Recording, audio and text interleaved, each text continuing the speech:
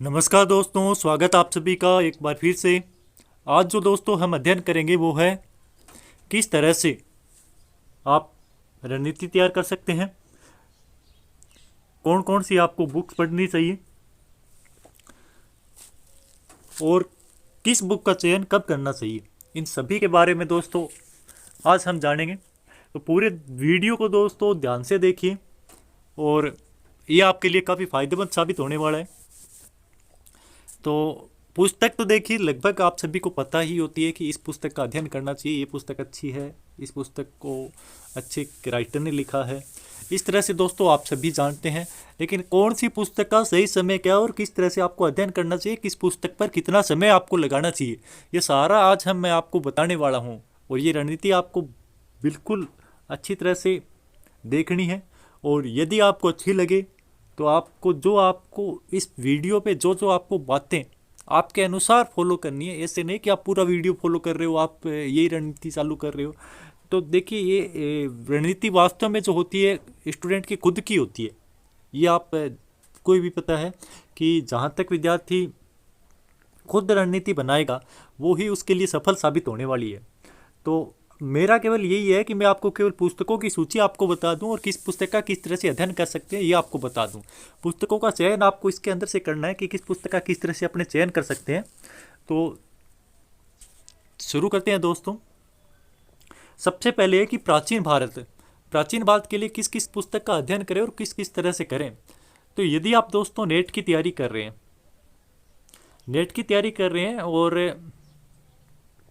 यदि अभी तक आपने कोई भी पुस्तक नहीं पढ़ी है, बिल्कुल नए खिलाड़ी हैं इसके अंदर, तो सबसे पहले तो दोस्तों 6 से 12 तक आप एनसीईआरटी जाइए और उठाइए, उनको पढ़िए आप अच्छे से। उसको पढ़ने के बाद में आपका जो है तथ्य और थोड़ा बहुत अवधारणा कॉन्सेप्ट क्लियर होगा, उसके बाद में आप इन पुस्तकों पर आइए। यदि तक आपने अभी तक आपने काफ़ी कुछ पढ़ रखा है, जैसे कुछ पुस्तकें पढ़ रखी है, तो इसके बाद में आपको क्या करना चाहिए, बेसिक आपका कंप्लीट है। तो सबसे पहले दोस्तों प्राचीन भारत से स्टार्ट कर रहा हूँ मैं। तो केसी श्रीवास्तव ये बहुत ही ज़बरदस्त पुस्तक है, अपने आप में काफ़ी शानदार पुस्तक है प्राचीन भारत के लिए। तो प्राचीन भारत के लिए आप केसी श्रीवास्तव नेट के लिए और पीजीटी के लिए दोनों ही तरह से ये पुस्तक काफ़ी शानदार साबित होने वाली है। फर्स्ट ग्रेड की जो विद्यार्थी तैयारी कर रहे हैं उनके लिए भी काफ़ी ज़बरदस्त पुस्तक है ये। तो केसी को आपको बिल्कुल ज़रूर पढ़ना है। इसके अंदर आपको दोस्तों फैक्ट से ये पुस्तक आपको परिचय करवाएगी, जितने भी महत्वपूर्ण तथ्य इसके अंदर बनते हैं प्राचीन भारत के लगभग ये पर्सन आपको क्लियर कराएगी। इस पुस्तक के विकल्प के तौर पर, केसी के विकल्प के तौर पर आप उपेंद्र सिंह जी की पुस्तक को देख सकते हैं, ये भी काफ़ी शानदार पुस्तक है। उपेंद्र सिंह जी की पुस्तक भी आपको तथ्यों के साथ बिल्कुल परिचय करवाएगी और अवधारणा को साथ साथ पे लेकर चलेगी। उपेंद्र सिंह जी की पुस्तक काफ़ी शानदार पुस्तक है। केसी या उपेंद्र सिंह में से आप दोनों में से किसी एक पुस्तक का चयन कीजिए, उसको कम से कम 4 या 5 बार 4-5 राउंड आराम से निकालिए। थोड़ी बड़ी पुस्तक है लेकिन ये काफ़ी सरल पुस्तक है, आपको आसानी से बिल्कुल सरल भाषा में लिखी गई पुस्तक है, पूरी तरह से समझ आ जाएगी। और इसके बाद में दोस्तों अवधारणाओं को समझने के लिए, विशेष करके नेट के लिए, नेट और जेआरएफ के लिए यदि आप तैयारी कर रहे हैं, ये है दोनों ही पुस्तकें दोस्तों तथ्य वाली पुस्तक है, जो आपको पीजीटी और फर्स्ट ग्रेड की जो तैयारी कर रहे हैं उनके लिए बहुत ही फायदेमंद साबित होने वाली है, केसी और उपेंद्र सिंह जी की। और यदि आप दोस्तों विशेषकर नेट की तैयारी कर रहे हैं, अब नेट की तैयारी के लिए देखिए अवधारणा के प्रश्न ज़्यादा पुटअप होते हैं, कथन कांड वाले, निष्कर्ष वाले, इस तरह के प्रश्न ज़्यादा पुटअप होते हैं। तो एक पुस्तक आती है दिल्ली यूनिवर्सिटी की, झा और श्रीमाली की। तो झा और श्रीमाली की पुस्तक दोस्तों ये अपने आप में इस तरह की पुस्तक है, आप ऐसे समझोगे कि वास्तव में हम एनिशियंट हिस्ट्री में जी रहे हैं, प्राचीन भारत का इतिहास पढ़ नहीं रहे, प्राचीन भारत के इतिहास में जीने लग गए हैं। ये आपको लाइन से लाइन जोड़ के रखेगी। बहुत ही शानदार पुस्तक लिखी हुई है ये, मैंने खुद ने दोस्तों अध्ययन किया है इसका। और इस पुस्तक को आप जितनी बार पढ़ोगे आपका मन नहीं भरेगा, उतनी ज़्यादा बार पढ़ने का आप इसको कोशिश करोगे, और ये इसके अंदर खूबी है।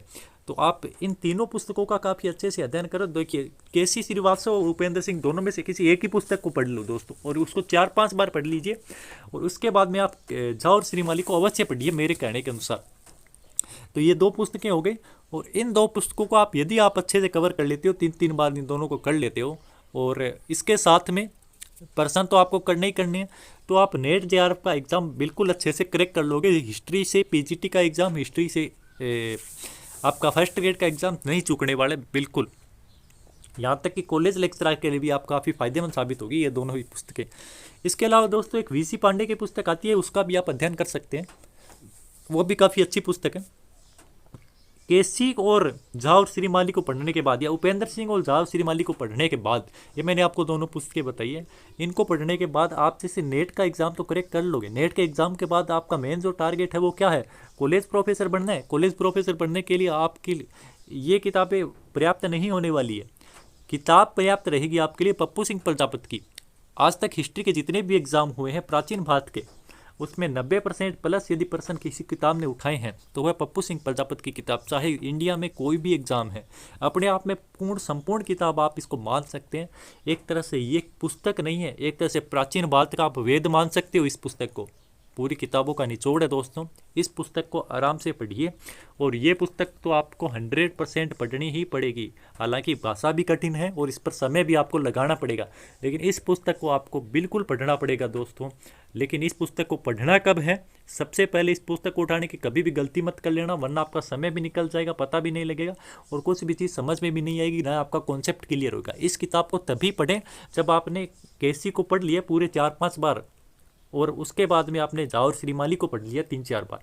उसके बाद में आप पप्पू जी प्रजापति को उठाइए और अच्छे से पढ़िए। आपकी बिल्कुल 1-1.5-2 महीने के अंदर ये पुस्तक कवर हो सकती है पप्पू सिंह जी प्रजापति की। यदि ऊपर वाली 2 किताबों जैसे मैंने आपको बताया उसको पढ़ने के बाद, तो इसको यदि आप पढ़ लेते हो तो आपको ऐसे लगेगा कि प्राचीन भारत का अब कोई भी पर्सन है, किसी भी एग्जाम में आ जाए, चाहे कॉलेज प्रोफेसर तक का एग्जाम है, आपका प्राचीन भारत का प्रश्न आपके गलत होने की संभावना बिल्कुल शून्य रहेगी। आपकी गलती के कारण भले ही गलत हो जाए, यदि इतनी पुस्तकों का आप अध्ययन करते हो तो इसकी गारंटी मेरी है दोस्तों, आपका कोई भी एग्जाम के अंदर जो प्रश्न है वो गलत नहीं होने देगी। ये इतनी सारी पुस्तकों आप अध्ययन कर लेते हैं। इतनी सारी नहीं है, केवल देखिए केसी है, केसी के बाद झा और श्रीमाली और पप्पू सिंह प्रजापति। केसी से आपको स्टार्ट करना है या उपेंद्र सिंह से स्टार्ट करना है, स्टार्ट करके पप्पू जी तक पहुँचना है, और किस तरह से पहुँचना है वो मैंने आपको बता दिया है। इसके बाद में देखिए दोस्तों मध्यकालीन की आती है। मध्यकालीन के लिए आप क्या पढ़ोगे? मध्यकालीन के लिए दोस्तों वैसे तो बहुत सारी किताबें आती हैं, और प्राचीन भारत में जैसे मैंने आपको बताया वैसे ही मैं मध्यकालीन में बता रहा हूँ। यदि आपको फैक्ट चाहिए पीजीटी के लिए, फैक्ट है, पीजीटी में बिल्कुल फैक्ट वाले पर्सन आते हैं, और फर्स्ट ग्रेड में फैक्ट वाले पर्सन आते हैं पूरी तरह से। पीजीटी और फर्स्ट ग्रेड के लिए एलपी शर्मा की जो पुस्तक है इसको आप अध्ययन कर लेते हैं। एलपी शर्मा की पुस्तक वास्तव में अपने आप में बहुत ही शानदार पुस्तक है। इसके अंदर बिल्कुल फैक्ट ऐसे मिलेंगे कि जैसे जजिया कर है, ये कब चालू किया, कब हटाया किसने, इस तरह से मध्यकाल में जो प्रश्न सीधे सीधे प्रश्न है, पर्दा कब से कब तक थी, इस तरह के जो प्रश्न हैं तो आपको सीधे ही इस किताब में मिल जाएंगे। फैक्ट वाले पर्सन समझ रहे हो आप। और यदि अवधारणा वाले पर्सन आपको चाहिए तो सतीश चंद्रा की पुस्तक पढ़ लीजिए दोस्तों। एलपी शर्मा और सतीश चंद्रा दोनों पुस्तक आप पढ़िए, काफ़ी अच्छी पुस्तकें हैं दोनों। अब सतीश चंद्रा वाली पुस्तक है आपको अवधारणा से परिचय करवाएगी, आपके जो कॉन्सेप्ट क्लियर करवा देगी ये पुस्तक। दोनों ही पुस्तकें अपने आप में शानदार पुस्तकें, और दोनों पुस्तकों का आपको अध्ययन करना चाहिए। इन दोनों पुस्तकों का आप अध्ययन करने के बाद में नेट जेआरएफ आराम से कवर कर सकते हो। शानदार अध्ययन कीजिए दोनों का। और इसके बाद में आप एलपी शर्मा की जगह सौरभ चौबे की एक पुस्तक आती है, सौरभ चौबे की पुस्तक भी विकल्प के तौर पर देख सकते हैं। सौरभ चौबे की एक प्राचीन भारत की भी पुस्तक आती है, मैंने अध्ययन किया, वो भी एक शानदार पुस्तक लिखी है, अभी नया एडिशन आया है उसका, काफ़ी अच्छी पुस्तक लिखी है। प्राचीन भारत वाली आप सौरभ चौबे की पुस्तक पढ़ रहे हैं तो वो भी काफ़ी शानदार है। उसके लिए आपको केसी अलग से पढ़ने की आवश्यकता नहीं है। और सौरभ चौबे की आप मध्यकालीन पढ़ रहे हो तो फिर आपको एलपी शर्मा की पढ़ने की आवश्यकता नहीं है। सौरभ चौबे जी को करिए 3-4 बार आसानी से आप। और एस.सी. वर्मा की जो पुस्तक है, इसके बाद में जो मैंने आपको बताया था, जैसे प्राचीन भारत में पप्पू जी की प्रजापति की किताब है, इसी तरह एस.सी. वर्मा की जो पुस्तक है, हरीशचंद्र वर्मा की जो पुस्तक है, मध्यकालीन का एक तरह से आप वेद मान सकते हो। इसके 2 भाग हैं, फर्स्ट और सेकंड। एक तरह से संपूर्ण पुस्तक आप कह सकते हो मध्यकालीन के लिए। इससे बेहतर पुस्तक आपको नहीं मिलेगी। टफ से टफ पर्सन प्रत्येक एग्जाम में लगभग कवर करने वाली पुस्तक है। और कॉलेज लेक्चरर के जो हार्ड क्वेश्चन है, बिल्कुल हार्ड, आप घूम के थक जाओगे कि यहाँ नहीं मिल रहा है पर्सन, यहाँ नहीं मिल रहा है, कौन सी किताब में से है, एस.सी. वर्मा को उठा लेना, आपका पर्सन मिल जाएगा। कोई भी पुस्तक में आपको कहीं भी डाउट है, एस सी वर्मा की पुस्तक उठाइए और वहाँ से ही कवर होते हैं सारे मध्यकालीन के जो पर्सन है। लेकिन ये पुस्तक काफ़ी बड़ी है, 2 भागों में लिखी गई है। इसको पढ़ने के लिए आपको टाइम चाहिए, जैसे पप्पू सिंह प्रजापत की पुस्तक है। तो सबसे पहले इस पुस्तक उठाने की कभी भी गलती मत करना, मैं वापस बता रहा हूँ। इस पुस्तक को तभी आप अध्ययन करें जब आप एल.पी. शर्मा और सतीश चंद्रा दोनों पुस्तकों का काफ़ी अच्छे से अध्ययन किया। हरिश्चंद्र वर्मा के तौर विकल्प के तौर पर कोई सतीश चंद्रा बताता है, लेकिन सतीश चंद्रा जो है आपके केवल स्कूल लेक्चरर में काम आने वाली है, कॉलेज लेक्चरर में सतीश चंद्रा नहीं चलेगी। एस.सी. वर्मा को आपको कॉलेज लेक्चरर के लिए पढ़ना पड़ेगा दोस्तों। और एल.पी. शर्मा से आरंभ करके आप यदि हरिश्चंद्र वर्मा तक का सफ़र कर लेते हो दोस्तों, तो आपका मध्यकालीन के अंदर कोई भी पर्सन नहीं फंसने वाला है। बिल्कुल श्योर हो जाओगे कि अब आज के बाद में मध्यकालीन हमारा कभी भी गलत नहीं होगा। लेकिन आपको शुरुआत कहाँ से करनी है वो मैंने आपको बता दिया। इसके बाद में दोस्तों आधुनिक भारत।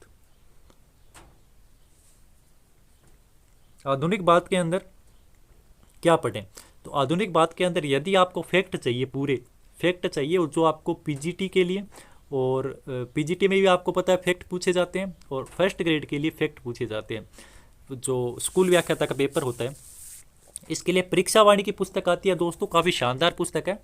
और परीक्षा वाणी की जो बौद्धिक प्रकाशन है, इसकी पुस्तक को आप अध्ययन कीजिए, पूर्ण तरह से आप फैक्ट से परिचित हो जाओगे, और एक साथ एक जगह फैक्ट मिलेंगे, जो कि आधुनिक भारत की पुस्तकों में एक साथ देखने को कहीं भी नहीं मिलते हैं कि फैक्ट वाले पर्सन एक साथ हमें मिले। तो बौद्धिक प्रकाशन की काफ़ी शानदार पुस्तक है, और फर्स्ट ग्रेड के लिए निश्चित तौर पर यह प्रभावी पुस्तक साबित होती है, और पीजीटी के लिए भी। इसके अलावा दोस्तों पलासी से विभाजन तक, ये शेखर बंदोपाध्याय की पुस्तक है, और पलासी से पार्टीशन तक जो पुस्तक है ये आपको अवधारणाओं से परिचय करवाएगी। अवधारणा और फैक्ट दोनों यदि आपके पास है तो दोनों का आपने अध्ययन किया अच्छे से, तो इसके बाद में आपको जेआरएफ से करने से कोई नहीं रोक सकता। आपका जेआरएफ निश्चित तौर पर क्लियर है, नेट तो बहुत छोटी चीज़ हो जाएगी। इसके बाद में स्पेक्ट्रम और मेग्रा हिल्स वाली पुस्तकें आप पढ़ रहे हो, तो ये वैसे तो देखिए दोस्तों सिविल सर्विस एग्जाम के लिए होती है मुख्य तौर पर, और लेकिन बौद्धिक प्रकाशन के बाद में आप इनका अध्ययन करते हो तो ये भी आपको अवधारणाओं से परिचय करवा देगी पुस्तकें, ये भी काफ़ी अच्छी है। और जैसे मैंने आपको बताया था, प्राचीन भारत में सबसे उच्च श्रेणी की किताब है पप्पू सिंह प्रजापत की, मध्यकालीन में सबसे उच्च श्रेणी की किताब है हरिश्चंद्र वर्मा की, और आधुनिक भारत में सबसे उच्च श्रेणी की किताब मानने की सबसे ज़बरदस्त किताब कौन सी है कि राम लखन शुक्ल की किताब है। आर.एल. शुक्ल की जो पुस्तक है दोस्तों, ये वास्तव में अपने आप में एक तरह से ऐसे मान सकते हैं आधुनिक भारत का वेद कह सकते हैं इसको। तो इन 3 वेदों का आपको अध्ययन करना है दोस्तों। शुरुआत कहाँ से करनी है देखो मैं वापस बताता हूँ। केसी से आरंभ करके आपको पप्पू जी पर जाना है, ठीक है। एल.पी. से आपको स्टार्ट करके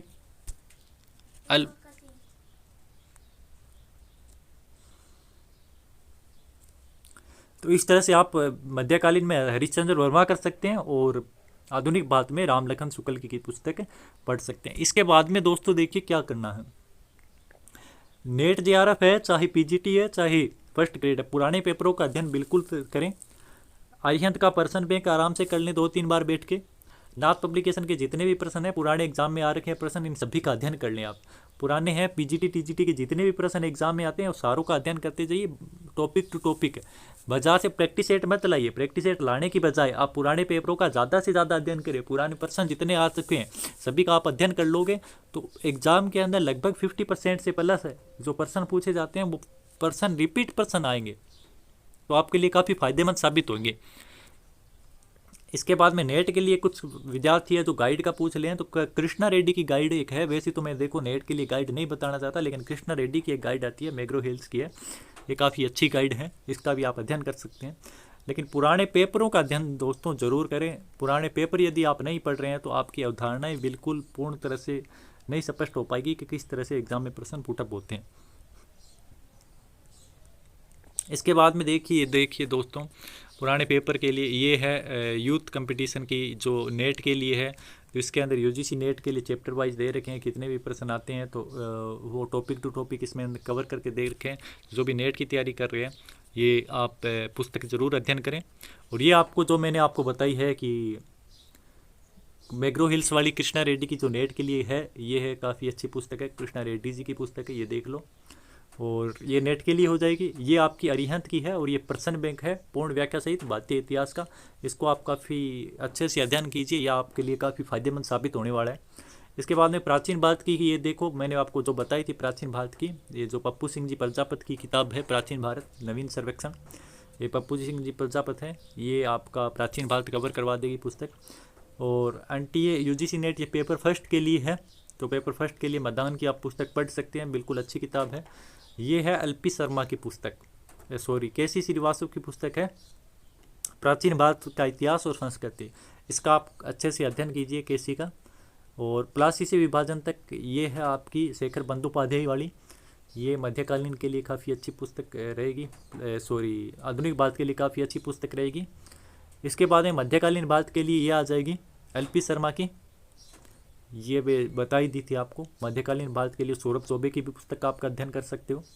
प्राचीन भारत का इतिहास, कला और संस्कृति, ये है केसी की, ये सारी बता दी। सतीश चंद्रा जो कि मध्यकालीन में आपको बताई थी, ये दोनों पुस्तकें एक ही है, सतीश चंद्रा की है दोनों।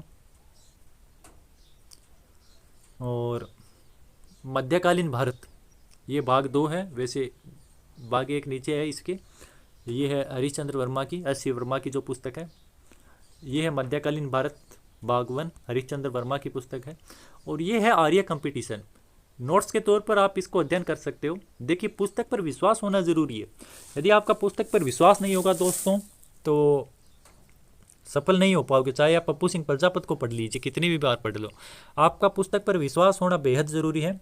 और पुस्तक पर यदि आप विश्वास करोगे तो आर्य कंपटीशन की पुस्तक पढ़कर भी आप जेआरएफ कवर कर सकते हो, ये मानिए आप।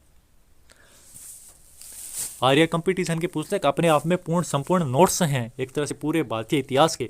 और इस किताब को कम से कम आप 7 से 8 राउंड निकाल लेते हो अच्छे से, और पुराने प्रश्न पत्रों को पढ़ लेते हो और फर्स्ट पेपर अच्छा कर लेते हो दोस्तों, तो ये जो पुस्तक है ये भी आपको काफ़ी हद तक प्रश्न दे सकती है। तो पुस्तक पर विश्वास होना चाहिए। आर्य कंपटीशन टाइम अपने आप में एक काफ़ी ज़बरदस्त पुस्तक है और बहुत ही शानदार तरीके से लिखी गई है। ये है सोल्ड पेपर इतिहास के व्याख्यात्मक, इस तरह से आप देखिए अध्ययन कर सकते हैं। तो दोस्तों आज हमने जो बताया है आपको वो है कि आप किस तरह से कौन कौन सी पुस्तकों का अध्ययन करें और किस किस तरह से करें। तो किसी भी पुस्तक को पढ़ें, चाहे आप अलग से कोई पुस्तक पढ़ रहे हैं तो वो भी आप पढ़ते रहे, लेकिन उस पर विश्वास रखिए। कम से कम बार बार ज़्यादा पुस्तकें पढ़ने से ज़्यादा अच्छा है एक पुस्तक को पढ़ें और एक पुस्तक को बार बार पढ़ें। बार बार जब आप पढ़ोगे उस पुस्तक को तो उसकी गहराइयों को समझोगे, उस पुस्तक ने क्या कहा है वो आप समझोगे, और ज़्यादा से ज़्यादा उसको पुस्तक को अध्ययन करने की सोचिए। एक पुस्तक को कम से कम मेरे हिसाब से तो 5 बार अध्ययन करना ही चाहिए आपको।